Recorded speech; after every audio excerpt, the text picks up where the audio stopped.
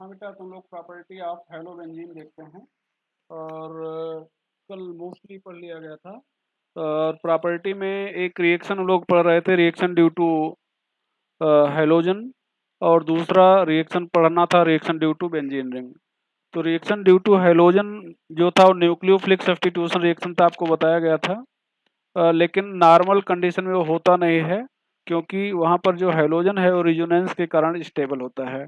और रिजोनेंस के कारण कार्बन और सीएल हेलोजन के बीच में double bond, partial double bond develop हो जाता है। लेकिन हाई टेम्परेचर या हाई प्रेशर या दोनों कंडीशन ले लिया जाए तब होता है। और वो रिएक्शन लिखे गए थे। फिर आपको बताना था reaction due to benzene ring. तो हम लोग शुरू कर रहे हैं reaction due to benzene ring.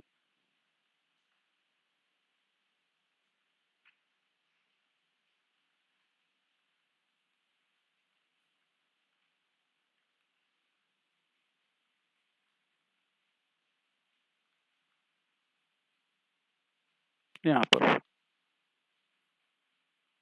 भैया, यहाँ पर reaction due to benzene ring में देखा जाए तो यहाँ पर जब बेंजीन रिंग लेंगे तो यहाँ पर हाइलोजन होगा। ये हाइलोजन है। हाइलोजन ये प्लस एम ग्रुप होता है, चूंकि इसके पास लोन पेयर है। जिसके पास लोन पेयर है वो प्लस एम ग्रुप है। और प्लस एम ग्रुप, और जो प्लस एम ग्रुप होते हैं वो आर्थो पैरा डायरेक्टिंग होते हैं, चूंकि आर्थो और पैरा पोजीशन पर इलेक्ट्रॉन डेंसिटी बढ़ा देते हैं। ये सारी चीज आपको मैकेनिज्म में पढ़ाया गया है, डायरेक्टिंग।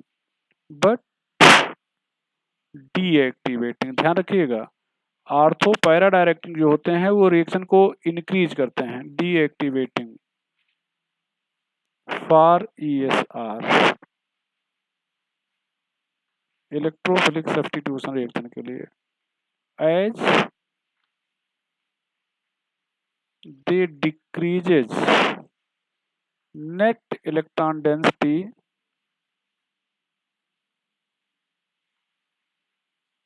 इन बेंजीन रिंग।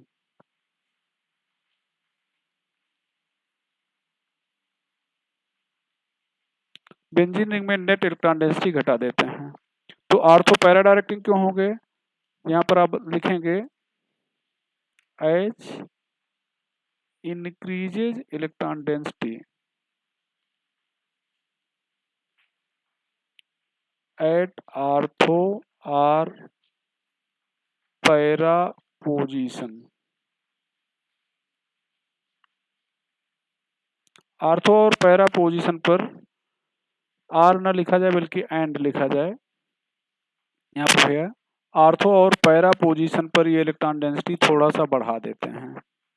तो यहाँ पर देखो, ये एक साथ दो रोल प्ले कर रहे हैं, ये प्लस एम और माइनस आई। तो अगर कहीं पर ऐसा है प्लस एम रोल है और माइनस आई रोल है, तो हमेशा प्लस एम सुपीरियर होता है। तो प्लस एम के कारण ये तो इलेक्ट्रॉन भेजेंगे आर्थो पोजीशन पे और पैरा पोजीशन पर, यहाँ पर इलेक्ट्रॉन डेंसिटी बढ़ जाएगी। लेकिन वास्तव में क्या होता है कि यहाँ पर माइनस आई पावर इनकी काफ़ी ज़्यादा है। तो माइनस आई पावर काफ़ी ज़्यादा होने के कारण ये क्या करेंगे, इलेक्ट्रॉन विड्रा करेंगे, नेट इलेक्ट्रॉन विड्रा करेंगे। तो मतलब एक पार्टिकुलर पॉइंट पर इलेक्ट्रॉन डेंसिटी बढ़ रही है, लेकिन as a whole electron density घट जा रही है। तो पार्टिकुलर पॉइंट पे कहाँ पे बढ़ रही है, आर्थो और पैरा पोजीशन पे बढ़ रही है, इसलिए जो इलेक्ट्रोफाइल अटैक करेगा वो आर्थो और पैरा पोजीशन पे अटैक करेगा। लेकिन चूंकि नेट इलेक्ट्रॉन डेंसिटी घट जा रही है, देखें यहाँ पर घटने का साइन नीचे लगाए हैं, नेट इलेक्ट्रॉन डेंसिटी घट जा रही है, इसलिए जो रेट होगा वो क्या हो जाएगा भैया, घट जाएगा। तो इस चीज को आप जानते रहेंगे। यहाँ पर नोट करके, अगर यहाँ पर फ्लोरीन लिया गया है तो फ्लोरीन की माइनस एम पावर आई पावर काफ़ी ज़्यादा है, ये मेटा डायरेक्टिंग होगा। It is fluorine is Meta directing, ये आर्थो पैरा पोजीशन पर जाने ही नहीं देगा। मतलब काफ़ी क्या होगा, ये डीएक्टिवेटिंग टाइप का होगा। ये चीज़ ये जानते रहेगा। अब यहाँ पर रिएक्शन में आप सब जानते हो, रिएक्शन में बहुत कुछ है नहीं। यहाँ पर रिएक्शन देखा जाए तो सारे रिएक्शन आप जान रहे हो। यहाँ पर हेलोजिनेशन अगर करना है, ये ध्यान दो, ये हेलोजिनेशन एक्स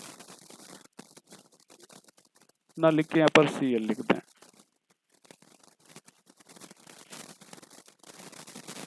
यहाँ पर आप ये हाइलोजनेशन लिखेंगे, यहाँ पर X2 Fe X3, यहाँ पर डार्क कंडीशन Rx2 Fe के साथ हीट लेंगे। एक बार आर्थो पर आएगा और एक बार पैरा पे आएगा। आपको पीछे पढ़ाया गया था कि ortho product in general major होता है, सॉरी माइनर होता है, क्योंकि आर्थो के साइड में अटैक करना उतना आसान नहीं होता है। पैरा प्रोडक्ट कंपैरेटिवली मेजर होता है, लेकिन कहीं कहीं पर ये टेम्परेचर डिपेंडेंट रिएक्शन होता है, हाइलोजनेशन। यहाँ पर नाइट्रेशन लिखा जाए, concentrate HNO3 plus concentrate H2SO4।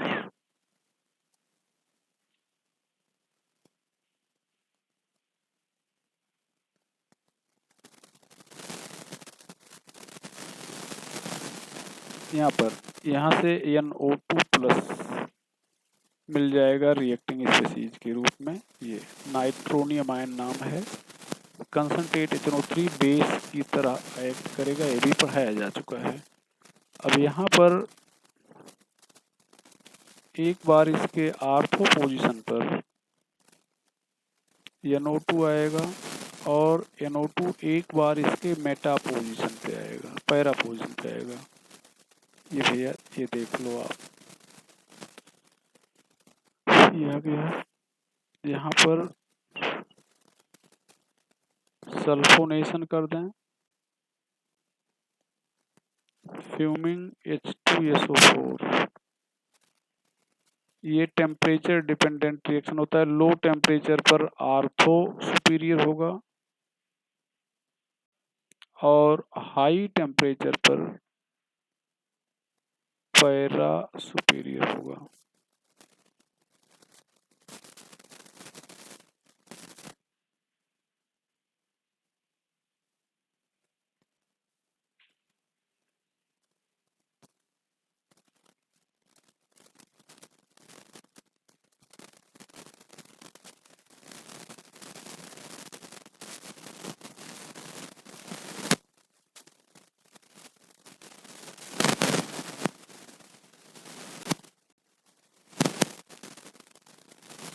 ये फ्रिडल-क्राफ्ट एल्काइलेशन हो गया और फ्रिडल-क्राफ्ट एसिटाइलेशन।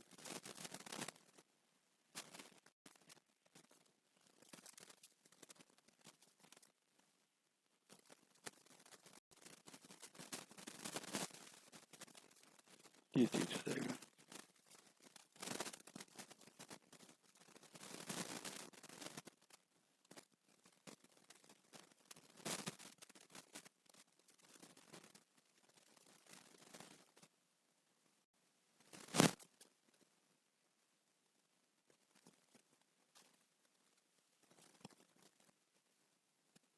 चलो, तो ये ड्यू टू बेंजीन है। यहाँ पर एक रिएक्शन अलग से लिख देते हैं,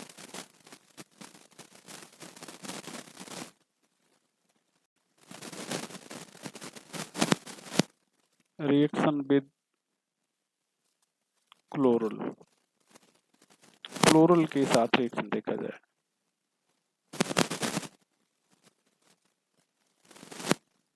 चलो देखते हैं।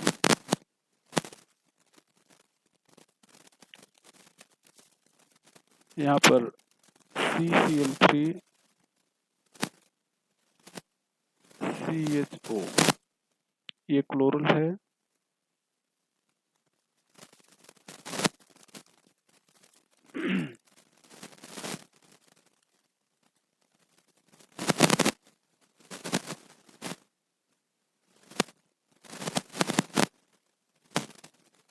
कंसंट्रेट H2SO4 डिहाइड्रेटिंग एजेंट होता है।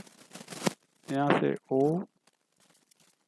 यहाँ से H निकल जाएगा, ये हो जाएगा CCl3 CH,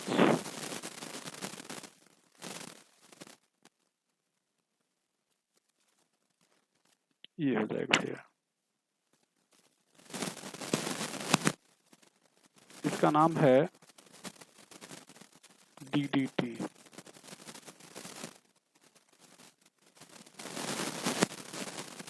dichloro diphenyl trichloro ethane. ये पावरफुल इंसेक्टिसाइड है। अच्छा, ये ध्यान रखिएगा, ये 1:2 के रेशियो में होगा। Powerful insecticide.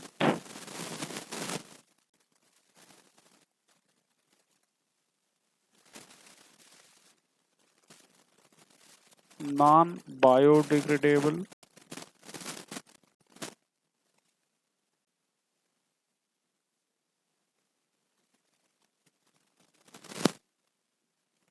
and take part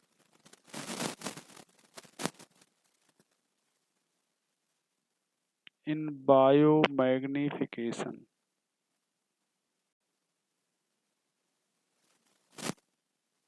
take part in biomagnification.